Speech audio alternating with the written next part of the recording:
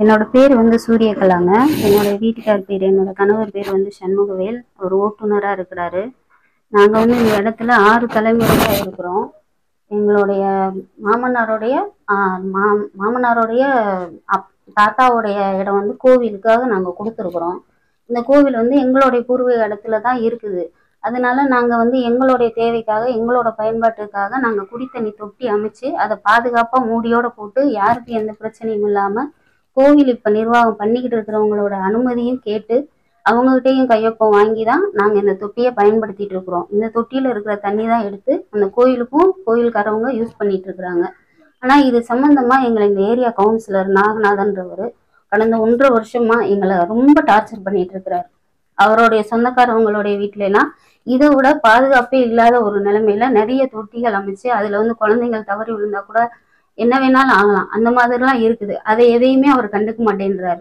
மெயினாக வந்து டார்கெட் பண்ணி எங்கள் வீட்டில் வந்து 1.5 வருஷமா எங்களை 4 நாளைக்கு ஒரு தடவை வந்து ரொம்ப மோசமாக நடத்துறாரு. அதுவும் என்னுடைய கணவர் இல்லாத நேரமா ஆளுகளை அனுப்பிச்சு விட்டு ரொம்ப ஒரு மாதிரியா தகாத முறையிலாம் பேசி இப்படி இப்போ எங்களை பண்ணிக்கிட்டே இருக்கிறார். இப்போ வெள்ளிக்கிழமை சாயந்தரம் வந்து நாளைக்கு தண்ணி வரும், நான் வருவேன், என்னன்னு பார்த்துக்கலான்னு சொல்லிட்டு போயிட்டாரு. சனிக்கிழமை வந்தாரு. தண்ணி வர்ற அன்னைக்கு ஒரு 2 பேர் கூட வந்திருந்தாங்க. இவ்வளோ நாள் வந்தவங்க வேற ஆட்களா இருந்தாங்க. அன்னைக்கு வந்தவங்க நான் அன்னைக்குதான் முதல் தடவை பார்த்தேன். அவரும் வந்துட்டு தொட்டியை திறந்து காமி அப்படின்னாரு. திறந்து காமிச்சோம். காமிச்சிட்டு இந்த தொட்டி எப்போ மூட போற, நீ எங்க உன் புருஷன் வீட்டுக்குள்ளதான் இருக்கானா, வெளியில வர சொல்லு. ஏண்டா நான் தான் உன்னை மூடுன்றல, ஏன் மூட மாட்டேன்ற, நீங்களாம் காட்டுக்குள்ள இருக்க வேண்டியவன், கூட்டிட்டு வந்து உங்களை நடு ஊருக்குள்ள வச்சிருந்தோம்னா நீ இந்த மாதிரிலாம் பண்ணுவியா, வீடு கட்டி பெரிய உட்காந்துட்டா நீங்க பெரிய அப்படி இப்படின்னு ரொம்ப மோசமா பேசினாரு.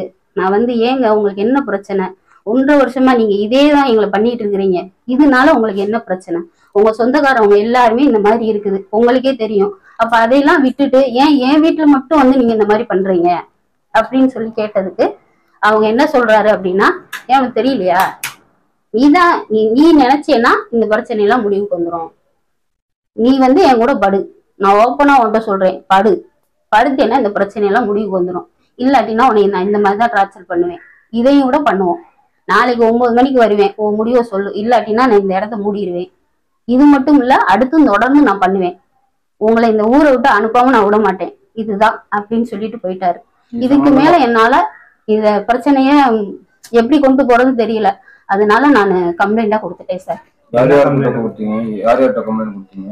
மூலியமா நான் கொடுத்தோம். 67வது வார்டு கவுன்சிலரு, பேரு நாகநாதன். அதனால ஒரு தகுதியே இல்லாத கவுன்சிலருங்க அவர்.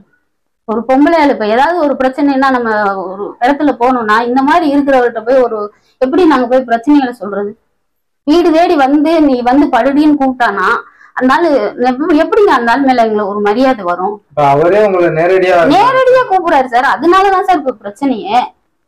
காட்டுவாசிகள்னா அவ்வளவு ஒரு இலக்காரமா போச்சா, ஒரு பழங்குடியின பெண்ணுன்னா அப்படியே கூப்பிட்ட உடனே போயிடணுமா? சமுதாய ரீதியாவும் எங்களை திட்டுறாரு. காட்டுக்குள்ள இருந்த என்ன நீ,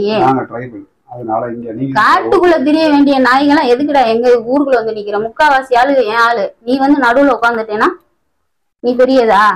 ஏரியா கவுன்சிலர் என்னை பத்தி நீ யார்கிட்ட போய் என்ன சொல்ல முடியும்? சொன்னா எவன் என்ன நினைக்கிற, உனக்கு ஒரே ஆப்ஷன் தான், வா படு அப்படின்னு சொல்றான் சார். அந்த ஆளு ஒரு பொண்ணை நேரடியா வந்து இப்படி சொல்ற அளவுக்கு ஒரு ஆம்பளைக்கு எப்படி சார் அப்படி சொல்ல முடியும்? இப்ப அவரு அனுப்புனதா ஒரு 4 பேர் வர்றாங்கன்னு சொல்றீங்க, அவங்களும் இந்த மாதிரி தகாத முறையில இல்ல சார், அவங்க அப்படி எல்லாம் பேசுறது கிடையாது, அவங்க அப்படி பேசுறதே கிடையாது. அவங்களுக்கு இது புரியுது. என்ன நான் அவங்ககிட்டயே கேக்குறேன், தண்ணி வந்து 6 மாசம் ஆச்சு, நீங்க ஓபன் பண்ணி நீயே பாரு, உங்ககிட்டயே சாவியை கொடுக்குறேன், அவங்ககிட்டயே கொடுத்து திறந்து காமிக்க சொல்லியாச்சு. காமிக்க சொல்லி அவங்க பாத்துட்டு இருக்கும் போதே இவர்கிட்ட இருந்து கால் வருது, அக்கா இந்த அவரு தான்க்கா கூப்பிடுறாரு அப்படின்னு அவங்க சொல்றாங்க. என்ன இவர் பேசுறாருன்னா, அந்த வீட்டுல ஓடுதோ ஓடலையோ நீ மோட்டரை தூக்கிட்டு வா, வேற கூட்டை போட்டு லாக் பண்ணிட்டு நீ வா அப்படின்னு சொல்றாரு. அவங்களையுமே அவர் இது பண்றாரு. அதிகாரிகளா யாரு இல்ல, கார்பரேஷன்ல இருந்து இந்த கான்ட்ராக்ட்ல ஒர்க் பண்ணுவாங்களே அவங்களதான் 3 பேர் வருவாங்க. அவங்க 3 பேரும் எனக்கு தெரியும், அவங்க 3 பேர்த்தையும் எனக்கு நல்ல அடையாளம் தெரியும். சனிக்கிழமை வந்தவங்களை மட்டும் ஃபர்ஸ்ட் டைம் வந்தாங்க.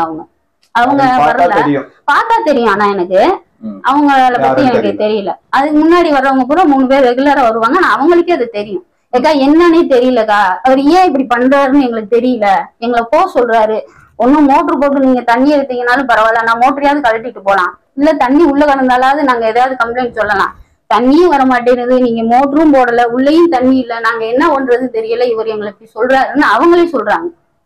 இப்போ இது சம்பந்தமா யாரு எந்தெந்த டிபார்ட்மெண்ட் கம்ப்ளைண்ட், அதே மாதிரி போலீஸ் எந்த போலீஸ்க்கு கம்ப்ளைண்ட் பண்றீங்க? சிஎம் செல்ல இருந்து நாங்க கொடுத்துருக்கோம் சார், லாயர் மூலியமா கொடுத்துருக்கோம். அந்த நம்பர் மட்டும் வந்திருக்குது, ஆனா இன்னும் எங்கெங்க கம்ப்ளைண்ட் போயிருக்குன்றது விவரம் தெரியல.